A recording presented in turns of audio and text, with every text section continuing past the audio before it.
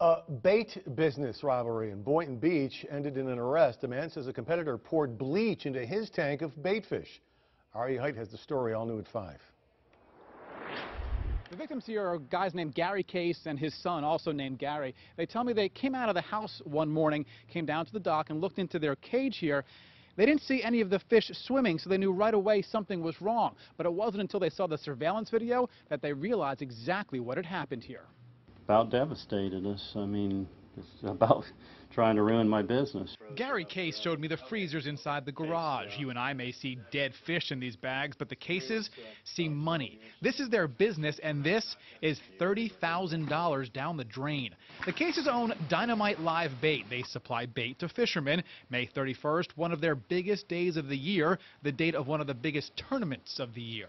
All I could smell was bleach as soon as I stepped on the dock, and I knew there was something wrong because the bait pens were almost underwater.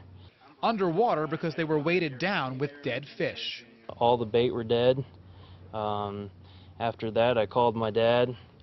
He lives on the next street over, and we worked together. I lifted my big pen up and saw that it was completely white on the bottom.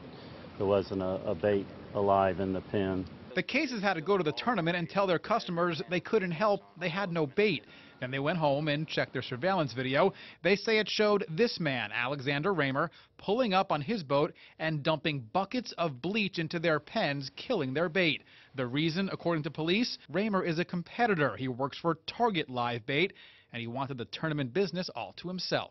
I thought it was a horrible thing to happen in this, day and age. Somebody, you're in competition with has got to kill your bait. Me and him used to be best friends as we were growing up, and I can't believe he'd come down and do something like that to me. The Cases say Raymer confessed to them, and they did ask him to reimburse them, which he refused. They say that is when they called police, who took Raymer away in handcuffs. As for Alexander Raymer, he is currently facing a number of charges, including criminal mischief. He is currently being held in the Palm Beach County Jail.